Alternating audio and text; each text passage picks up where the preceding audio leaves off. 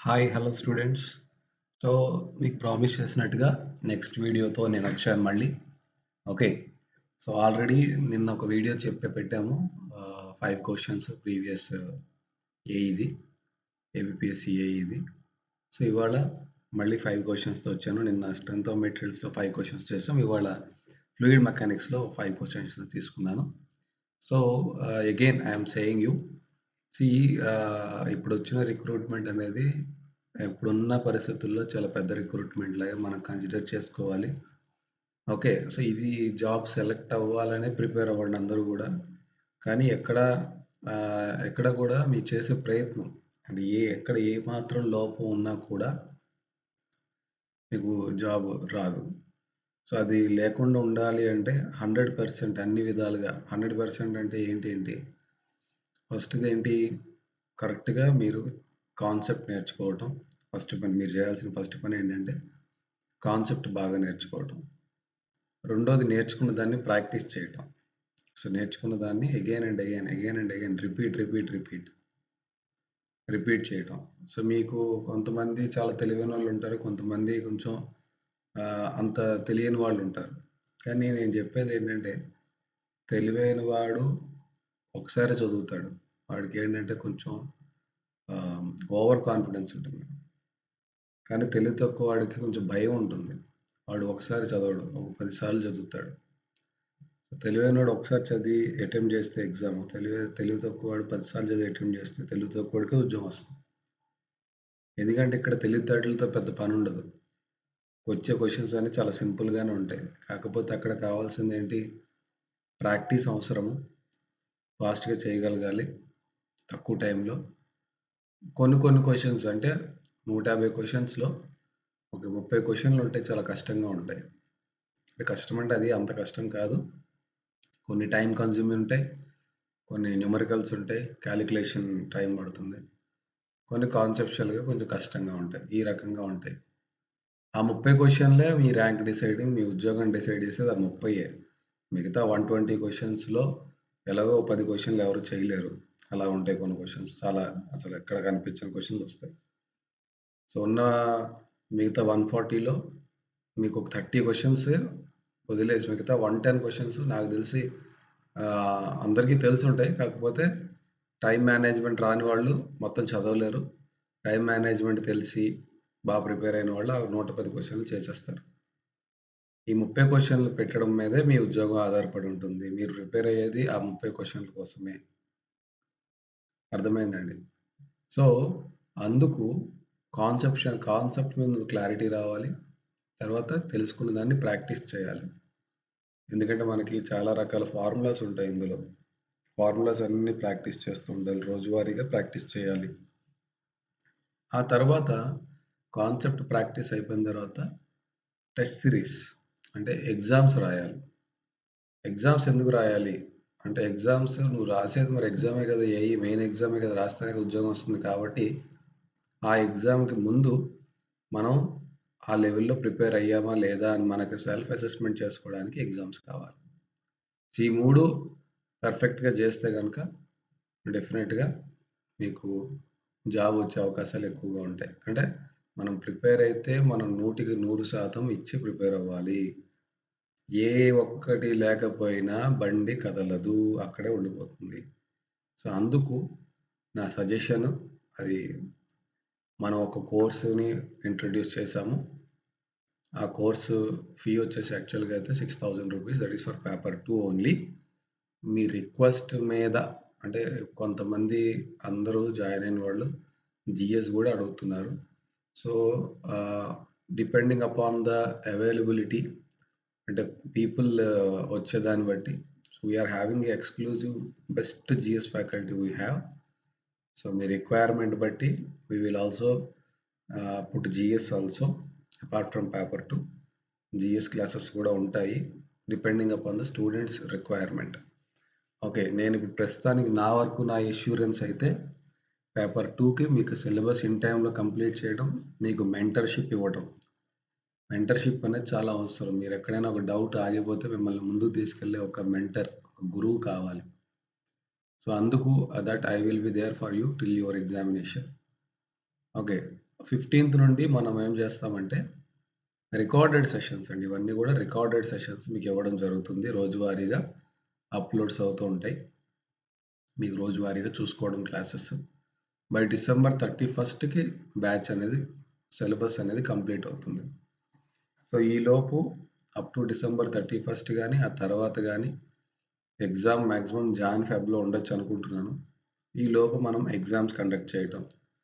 Different kinds of subject test, chapter wise, subject wise, mock test ఇవన్నీ కూడా మనం పెట్టుకోవడం జరుగుతుంది. అది కాకుండా మీకు ఈ వీడియోస్‌తో పాటు స్టడీ మెటీరియల్ కూడా అక్కడే ఉంటుంది. Digital study material.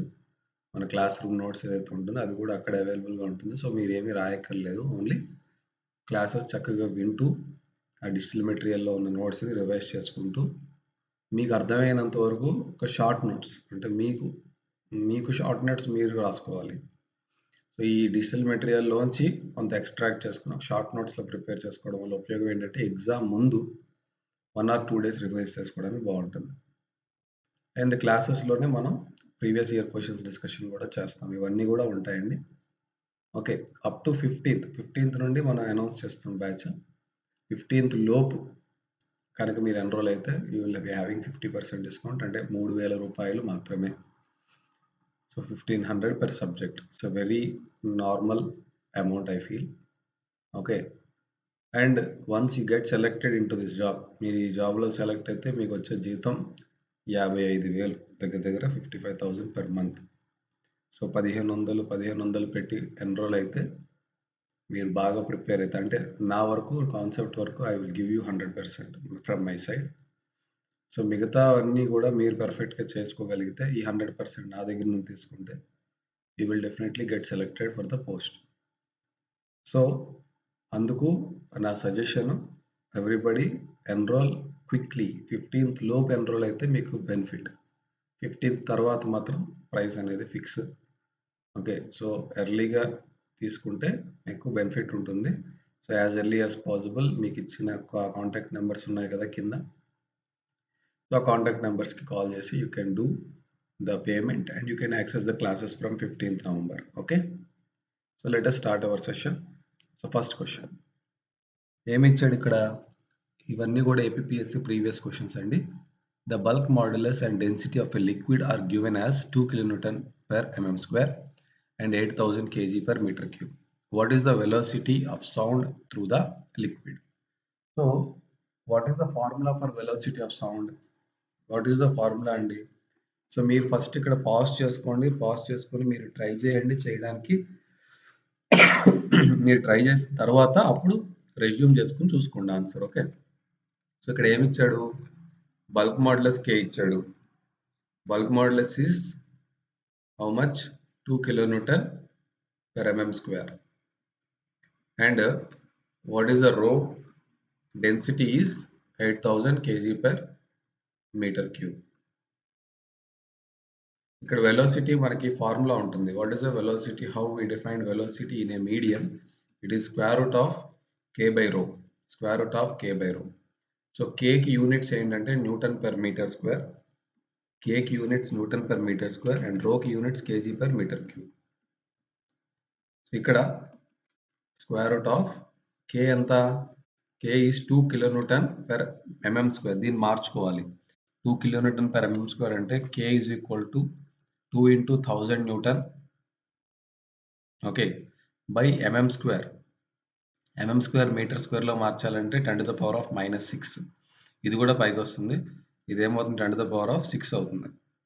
ఓకేనండి. సో మనకు వచ్చిన ఆన్సర్ ఏంటి ఇక్కడ? 2 into 10⁻9 Newton per meter square by rho 8000. 8 into 10⁻3. So ఇది 6 అవుతుంది. ఓకే, 6 అవుతుంది. ఇది 4. 2 4s are. ఇప్పుడు నేను ఏం చేస్తానంటే ఇక్కడ 6లో 100 తెచ్చుకుంటా ఇటు పక్క, ఇంకా 4 ఉంచుతాను ఇక్కడ by 4. So this is 25. 25 square root ఏమవుతుంది? 5. 10 to the power of square root ఏమవుతుంది? 10 to the power of 2 అంటే 500 meters per second. సో ఇది answer. 500 meter per second is the answer. Okay. Next question. Shear stress in a fluid body is proportional to shear deformation. Shear stress అంటే ఏంటండి? Tau. Okay. Tau is proportional to అని అడిగాడు. First ఏంటి? It is proportional to shear deformation. Shear deformation అంటే ఏంటి? D theta. D theta అంటే మీరు ఒక లిక్విడ్ పార్టికల్ ఉంది. లిక్విడ్ కాలమ్, లిక్విడ్ బాడీ తీసుకున్న ఇలాగా. సో దీని మీద మీరు షియర్ అప్లై చేసినప్పుడు, ఈ షియర్ అప్లై చేసినప్పుడు దీనిలో ఒక డిఫార్మేషన్ వచ్చింది. ఇది ఇలా డిఫార్మ్ అయింది. ఓకే. ఇది డిఫార్మ్ అయింది. So this deformation is d theta అనుకుంటే, it is proportional to d theta అన్నాడు. ఇది first option. Second option, it is proportional to d theta by dt అన్నాడు. Second option. Third option, it is proportional to velocity అన్నాడు. It is proportional to velocity అన్నాడు. It is proportional to variation in the velocity in the direction of the motion du, but in the direction of the motion అంటే ఇక్కడ ఒక velocity u1 అనుకుంటే, ఇక్కడ ఒక velocity u2 అనుకుంటే, so this difference he is saying. So ఇవి ఇచ్చిన options. ఇందులో ఏది కరెక్ట్ ఆప్షన్ అయి ఉండొచ్చు? పాస్ పెట్టుకోండి, చూసుకోండి. ఇప్పుడు వినండి క్లాస్. సో ఇక్కడ tau is proportional to d theta by dt is correct. Why d theta by dt? ఎందుకంటే ఎప్పుడైనా stress is proportional to strain. అక్కడ దాకా మనకు తెలుసు. Stress is proportional to strain and the proportionality constant is modulus. అది Young's modulus, linear అయితే Young's modulus, shear అయితే rigidity modulus. అంతే కదా. కానీ లిక్విడ్స్ దగ్గరికి వచ్చేసరికల్లా, లిక్విడ్స్లో ఎప్పుడు మనం విత్ రెస్పెక్ట్ టు టైమే చెప్తాం ఏదైనా. ఎందుకంటే లిక్విడ్ అనేది స్టేబుల్గా ఉండదు. Liquid is a moving object. Okay. అందుకు లిక్విడ్‌ని మనం ఎప్పుడు కూడా with respect at that instant of time, అంటే ఒక పర్టిక్యులర్ టైం దగ్గరే దాన్ని మాట్లాడాలి. ఆ టైం దాటిపోతే దాని బిహేవియర్ మారిపోతుంది. దానిలో వచ్చే డిఫార్మేషన్స్ మారిపోతాయి. కాబట్టి ఎప్పుడూ నిర్ణీతమైన టైంలోనే దాని యొక్క డిఫార్మేషన్‌ని మనం చూస్తాం కాబట్టి, సో ఇక్కడ డిఫార్మేషన్ అని అనకూడదు. Rate of change in deformation అనాలి. ఓకే. సో అది కరెక్ట్. ఇక్కడ ఇది డి థీటా అయింది కదా. ఇది డి థీటా అయితే ఇదేంటి? ఇది dy అనుకుందాం. స్మాల్ లిక్విడ్ ఎలిమెంట్ కదా నేను తీసుకున్నాను. ఇది dx అనుకుందాం. ఇది dx అనుకుందాం. సో డి థీటా ఏమైందండి? D theta is equal to opposite by adjacent అంటే dx బై dy. అంతే కదా. tan theta is equal to dx by dy. ఇప్పుడు డి థీటాని పీకేసి నేనేం చేస్తాను? Tau is proportional to dx by dy పెడతాను. ఇంటూ dt పెడతాను. ఈ dx బై dt ఏమవుతుంది అంటే dx అనేది ఈ డైరెక్షన్. ఓకే. ఈ డైరెక్షన్లో వెళ్ళేటప్పుడు విత్ రెస్పెక్ట్ టు టైం అంటే ఇది డిస్టెన్సే కదా. డిస్టెన్స్ బై టైం అంటే ఏమవుతుంది? అది వెలాసిటీ, స్పీడ్ అవుతుంది. So it is proportional to du by dy. అర్థమైందా? So dt is equal to d theta is equal to dx by dy. అది ఇక్కడ పెట్టినప్పుడు dx బై dy ఇక్కడ పెట్టినప్పుడు dx by dt is again du. So du by dy దీన్నే మనం ఏమంటామండి? So this is the equation. The proportionality constant is du by dy. అంటే ఈ ఈక్వేషన్‌ని ఏదైతే సాటిస్ఫై చేస్తాయో ఆ లిక్విడ్స్‌ని Newtonian liquids. Okay. This is the equation which decides whether the liquid is a Newtonian liquid or not, or Newtonian fluids. Okay. So ఈ equation ఎలా వచ్చిందంటే ఇక్కడి నుంచి వచ్చింది. ఈ అసంప్షన్ తీసుకొని ఇక్కడి నుంచి మనం కొంచెం మారిస్తే ఈ ఈక్వేషన్ అనేది ఫార్మ్ అవుతుంది. ఈ ఈక్వేషన్ మనకు చాలా ఇంపార్టెంట్ ఎగ్జామ్‌కి. అందరికీ తెలుసు ఈ ఈక్వేషన్ ఎంత ఇంపార్టెంటో. సో కాబట్టి దీని ఆన్సర్ ఏమవుతుందండి? Second option B. Third question వచ్చేసి the property of liquid by virtue of which the molecules of the liquid remains attached to each other. అంటే లిక్విడ్ మనం ఎలా చూస్తామండి? లిక్విడ్ యాస్ ఎ కాంటినమ్ అంటే లిక్విడ్‌ని మాక్రోస్కోపిక్‌గా ఆలోచించినప్పుడు, అంటే మీరు ఎక్కడో హెలికాప్టర్‌లోంచి ఒక కెనాల్‌లో వాటర్ గాని, ఒక రివర్‌లో వాటర్‌ని గాని చూసినప్పుడు, ఆ వాటర్ అంతా ఒక యూనిట్ లాగే అంటే ఒక సింగిల్ మెటీరియల్ లాగా కనిపిస్తుంది గానీ, వాటర్‌లో పార్టికల్స్ సెపరేట్ అయితున్నట్టు కనిపిస్తాయా? మీరు పైనుంచి చూసినప్పుడు వాటర్ అంతా గూడా కలిసే ప్రవహిస్తుంది గానీ, వాటర్‌లో ఉన్న పార్టికల్స్ తలో దిక్కు ఎళ్ళవు గదా. సో, అంటే ఏంటి? ఈ పార్టికల్స్ అన్నీ అటాచ్ అయ్యే ట్రావెల్ చేస్తున్నాయి. ఈ అటాచ్ అవ్వడానికి కారణం ఏమిటి? అది వాడి question. The property of liquid by virtue of which the molecules of the liquid remains attached to each other. దానికి కారణం ఏంటి? జనరల్‌గా సర్ఫేస్ టెన్షన్ వల్ల ఏమవుతుంది? ఆప్షన్స్ చూస్తే గనక first option surface tension. Surface tension అంటే ఏంటి యాక్చువల్‌గా? మీకొక సర్ఫేస్ ఉంటుంది. ప్రతి మెటీరియల్‌కి, ప్రతి ఆబ్జెక్ట్‌కి ఒక సర్ఫేస్ ఉంటుంది. ఆ సర్ఫేస్ అనేది ఎక్స్‌పోజ్ అవుతుంది అదర్ మీడియంతో. అంతే గదా! వాటర్ అయినా గావచ్చు, మన బాడీ అయినా గావచ్చు. మనకి సర్ఫేస్ ఉంటుంది. Skin surface. ఆ స్కిన్ సర్ఫేసే కదా బయట అట్మాస్ఫియర్‌తో ఎక్స్‌పోజ్ అవుతుంది. ఎప్పుడైతే ఎక్స్‌పోజర్ ఎక్కువుంటుందో, ఎక్స్‌పోజ్డ్ సర్ఫేస్ ఎక్కువుంటుందో, మనకు ఆ మీడియంతో సమ్ ఇష్యూ ఉంటుంది ఎప్పుడైనా. అంటే మీకు ఎప్పుడైతే మీ యొక్క సర్ఫేస్ తక్కువుంటుందో, మీకు ఆ మీడియం మిమ్మల్ని డిస్టర్బ్ చేయదింక. మీరు ఏ మీడియంలో ఉన్నా కూడా, మీకు ఆ సర్ఫేస్ మీద ఒక టెన్షన్, సర్ఫేస్ మీద ఒక టెన్షన్ అనేది ఉంటుంది అవతల మీడియంది. సో, ఆ మీడియం టెన్షన్‌ని తగ్గించుకోవాలంటే మనం ఏం చేస్తాం?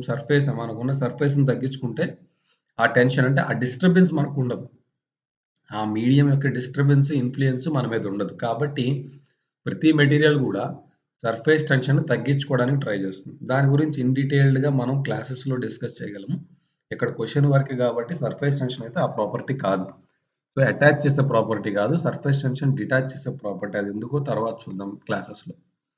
అడిషన్‌కొచ్చేసరికి అడిషన్ అంటే ఏంటండి? 2 డిఫరెంట్ మెటీరియల్స్‌లోంచి ఉన్న 2 డిఫరెంట్ పార్టికల్స్ మధ్య ఉండే అట్రాక్షన్. అంటే సేమ్ పార్టికల్స్ మధ్యలో ఉండే అట్రాక్షన్‌ని అడిషన్ అనము. 2 డిఫరెంట్ పార్టికల్స్ అంటే వాటర్ అనేది ఒక కెనాల్‌లో ఫ్లో అవుతుంది.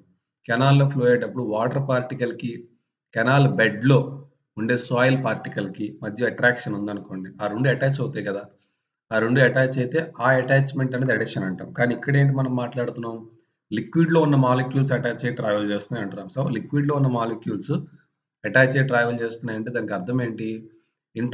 Molecular attraction. సో, ఆ అట్రాక్షన్ ఏంటి? It is cohesion. So, cohesion same particles మధ్యలో ఉండే అట్రాక్షన్‌ని మనం ఏమంటామండి? కొహెజన్ అంటాం. So, that is the reason why it is travelling together. So, cohesion is the answer of this question. Okay.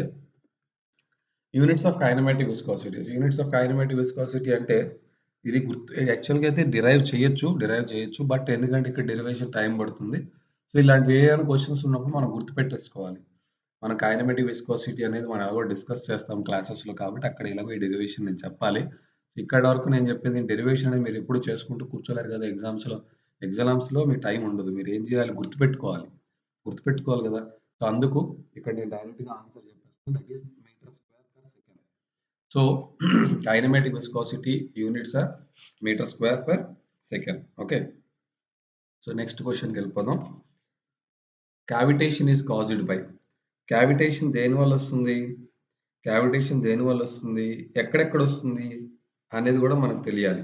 So, కావిటేషన్ అంటే ఏంటంటే, ఫర్ ఎగ్జాంపుల్ ఫ్లూయిడ్ అనేది ఎక్కువగా మనం రిజర్వాయర్స్‌లో అంటే పవర్ జనరేషన్ జరిగేటప్పుడు ఇలాంటి పదాలు ఎక్కువ వింటూ ఉంటాం. కావిటేషన్. మనం ఒక టర్బైనే తీసుకుందాం. ఒక టర్బైన్ తీసుకున్నప్పుడు టర్బైన్ గాని, సబ్‌మెరైన్ గాని ఓకే. ఇలాంటి చోట్ల కావిటేషన్స్ జరుగుతాయి. ఎక్కడ జరుగుతూ ఉంటాయి? జనరల్‌గా ఎక్కడ జరుగుతూ ఉంటాయి? ఎక్కడ జరుగుతూ ఉంటాయంటే మీకు పెంట నీళ్ళు తీసుకోండి. మీకు పెన్ స్టాక్‌లోంచి హెవీ వెలాసిటీతో వాటర్ వెళ్తుంది. టర్బైన్ యొక్క బ్లేడ్‌ని హిట్ చేస్తుంది. హెవీ వెలాసిటీతో ఎళ్లి వాటర్ హిట్ చేసేటప్పుడు వెలాసిటీ హెడ్ చాలా ఎక్కువుంటుంది. అంతే గదా! వెలాసిటీ హెడ్ చాలా ఎక్కువుంటుంది. వెలాసిటీ హెడ్ చాలా ఎక్కువున్నప్పుడు ప్రెషర్ హెడ్ తగ్గిపోతుంది. అంటే law of conservation of energy ప్రకారంగా వెలాసిటీ హెడ్ పెరిగితే ప్రెషర్ హెడ్ తగ్గిపోతుంది. ప్రెషర్ హెడ్ తగ్గిపోతూ ఉంటే గనక ఒక ప్రెషర్‌లో వాటర్ అనేది వేపర్ అవ్వటం స్టార్ట్ అవుతుంది. అంటే లో ప్రెషర్‌లోకెళ్ళిపోతే వాటర్‌లో ఉన్న డిజాల్వ్డ్ గ్యాసెస్ ఫస్ట్ బయటకొచ్చేస్తాయి. దాని తర్వాత వాటర్ గూడా వేపర్ అయిపోతుంది. ఆ వేపర్ బబుల్స్‌లా ఫార్మ్ అయ్యి, ఆ బబుల్స్ ఏమవుతాయి? ఎళ్లి సర్ఫేసెస్‌ని హిట్ చేస్తాయి. సర్ఫేసెస్‌ని హిట్ చేసినప్పుడు ఆ సర్ఫేస్ మీద ఉన్న మెటీరియల్ ఎరోడ్ అవుతూ ఉంటుంది. సర్ఫేస్ మీద ఉన్న మెటీరియల్ ఎరోడ్ అయిపోతూ ఉంటుంది. సో, అంటే ఈ రకంగా వెలాసిటీ హెడ్ పెరిగి, లో ప్రెషర్ కారణంగా లిక్విడ్ వేపర్ అయ్యి, ఆ వేపర్ బబుల్స్ అయ్యి, ఆ బబుల్స్ బర్స్ట్ అయినప్పుడు మెటీరియల్ డ్యామేజ్ అవుతుంది.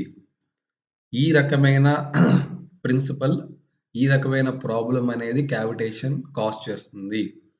ఓకే. కావిటేషన్ అనేది కాజ్ చేస్తుంది. సో, ఈ కావిటేషన్ అనేది ఏంటండి? లో ప్రెషర్ వల్ల. అయితే ఇక్కడ నేను ఒక క్వెషన్ మిమ్మల్ని అడుగుతా. ఏంటంటే, ఇప్పుడు మనం ఒక లిక్విడ్‌ని వేపర్ చేయాలంటే టెంపరేచర్‌ని పెంచుతాం. అంతే కదండీ! ఇప్పుడు మీరు వాటర్ హీట్ చేస్తూ ఉంటే ఏమవుతుంది, one time or other time అది కంప్లీట్‌గా ఎవాపరేట్ అయిపోతుంది. అదే లిక్విడ్‌ని టెంపరేచర్ పెంచకుండా గూడా వేపర్ చేయొచ్చా? అనేది మీరు ఆలోచించండి. దానికి సొల్యూషన్ ఏంటి అనేది మన క్లాసెస్‌లో మనం డిస్కస్ చేద్దాం. సో, లిక్విడ్ నేను టెంపరేచర్ పెంచట్లేదు. టెంపరేచర్ అనేది 0 డిగ్రీలో పెట్టా. అంటే ఐస్ టెంపరేచర్‌లో పెట్టి లిక్విడ్‌ని వేపర్ చేయొచ్చా? చేయొచ్చా? చేయలేమా? అనేది ఆలోచించండి. సో, ఇక్కడ గూడా కావిటేషన్ అంటే ఏంటి? ప్రెషర్ తగ్గిపోవడం వల్ల వాటర్‌లో ఉన్న డిజాల్వ్డ్ గ్యాసెస్ బయటకొస్తాయి. So, because of which the cavitation will occur. So, అందుకు ఇక్కడ ఆన్సర్ ఏంటండి? Low pressure is the answer. Low pressure is the answer. Okay. So that is about today's 5 questions. I hope you have enjoyed the session. And again, I am saying త్వరగా join అయితే మీకు benefit ఉంటుంది. First point ఏంటంటే, మీకు త్వరగా syllabus complete అవుతుంది. త్వరగా చదువుకోగలుగుతారు. Time ఎక్కువ ఉంటుంది. లేట్ అయ్యే కొద్దీ మీకు time waste and money waste 2 waste. గ్రూప్స్‌లో వచ్చి జాయిన్ అయితే గనుక అంటే మీరు ఒక 5, 6 మెంబర్స్ జాయిన్ అయితే definitely will give a special concession for you. Okay. So that is for today. ఇంకా ఏమైనా డౌట్స్ ఉన్నా, ఎటువంటి ఇన్ఫర్మేషన్ కావాలన్నా కింద తెలుపబడిన నెంబర్స్‌కి ఫోన్ చేస్తే you will get the information. Okay. And also WhatsApp group ఒకటుంది మనకి. అండ్ టెలిగ్రామ్ గ్రూప్ గూడా ఉంది. సో, డిస్క్రిప్షన్‌లో ఉంటాయి ఆ లింక్స్. అది చూడండి. చూసి అందులో గూడా లాగిన్ అవ్వండి. అందులో క్వెషన్స్ కొన్ని పెడుతున్నా. వేరే క్వెషన్స్ పెడుతున్నాను. సో, అవి గూడా మనం గ్రూప్‌లో డిస్కస్ చేయొచ్చు. Okay. Thank you so much.